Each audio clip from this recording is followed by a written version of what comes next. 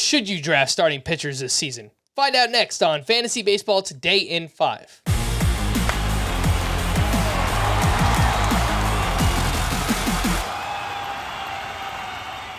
Welcome into FBT in 5. Today is Tuesday, February 21st. I am Frank Stanfield, joined by Scott White.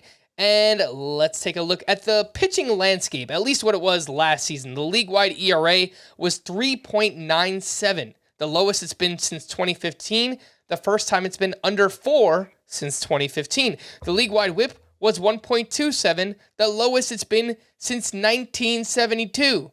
You know what that tells me, Scott? It sounds like pitching is back. What do you think about the pitching landscape, and how will it shape your strategy for fantasy baseball? Oh, pitching is most definitely back, and I'm kind of on the opposite end of the pendulum now in terms of prioritizing hitting over pitching in the early rounds, when during the juice ball era, there became such a wide chasm between the haves and have-nots at starting pitcher just because it was so easy to serve up a home run. You basically had to be this super-powered bat misser not to fall victim to that. And so that created a scarcity in the starting pitcher ranks that made it worth drafting them early, despite all the built-in volatility. We're out of the juice ball era now. We're back to a more traditional distribution of home runs. Granted, it's been so long since we've been there that a lot of people may not remember what came before. But there's a mid-class at starting pitcher now, and it's a very big mid-class. Just to put it in perspective, using head-to-head points per game. So in 2021, there were only 35 pitchers with 13 plus head-to-head points per game.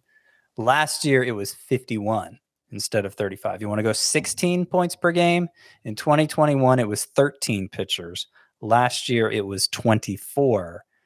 That's a big increase in just a year's time. And 2021 wasn't even the height of the juice ball era, it's worth pointing out. So it's a robust position, and it's harder to find the differences between the top and the middle than it was during the juice ball era too. Plus all that built-in volatility. Yeah, I don't think it's where you want to invest your capital anymore. And for most of fantasy baseball history, that's been true. We're just having to get used to it again. On the Full Lane podcast, Scott, we talked about the first 16 or so starting pitchers going inside the top 60 picks. Who is the starting pitcher in that range that you are most likely to draft this season?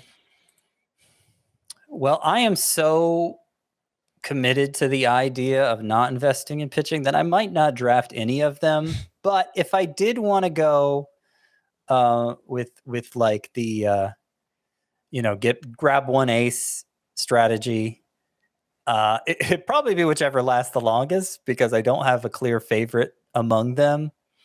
But I'm going to say Justin Verlander just because I'm so far ahead of the consensus with him. He's my number one pitcher in 5x5 leagues. Sandy Alcantara's number one in points leagues because he's going to provide so much volume, and that matters so much in that format. But in 5x5 leagues, Verlander was number one last year.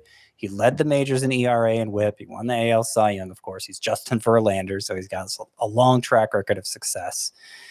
And I know he's going to give me the volume, which is the main thing I want to know in an ace. That's what really separates them from a lot of those mid-tier up-and-comers, is that they're going to give you the volume. Verlander's proven he can do that year after year. I see his 40 years of age as almost an asset in that regard rather than a detriment. All right, Scott. Well, sounds good to me. Let's go Mets, because the one I'm most likely to draft is his teammate, Max Scherzer, who has an ADP of 40.8. And I just don't really get it. I mean, unless people are just worried about the age, he turns 39 this year, or the injuries. He hasn't thrown more than 100. He hasn't hit 180 innings since 2018, but it's not recurring arm injuries or anything like that. And the skills are still really, really good for Max Scherzer. 2.29 ERA, 0.91 whip, 14.8% swinging strike rate. He averaged over 6 innings per start last season. So in terms of just giving you those strikeouts and going over 6 innings per start, if Max Scherzer could stay relatively healthy once again, I think it's pretty likely that he's like the best starting pitcher in fantasy once again. So I really like the value that we're getting on Max Scherzer. All right, who is a starting pitcher going inside the top 60 picks in ADP that you are avoiding maybe even a bust this season? So I kind of want to say Dylan Cease here, but I think more realistically, it's Jacob deGrom. I don't see a scenario in which I draft Jacob deGrom. He hasn't thrown even 100 innings in a season since what, 2018? Yeah. I mean, yeah, it's and the thing is, I don't think it's just fluke occurrences. It's mostly arm related injuries, and it coincides with a big jump in velocity that he didn't need, frankly. He was already the best pitcher in baseball before his velocity jumped 2 to 3 miles per hour on his fastball. It's impressive what he's able to do when he's on the mound, but I think the last few years have shown that his body is just not able to withstand that kind of velocity for very long. And if you're only getting a reliever's amount of innings from your number one starting pitcher, that's a big problem. I just don't think it's worth the risk.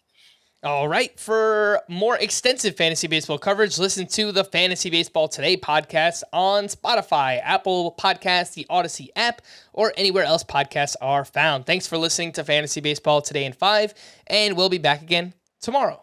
Bye-bye.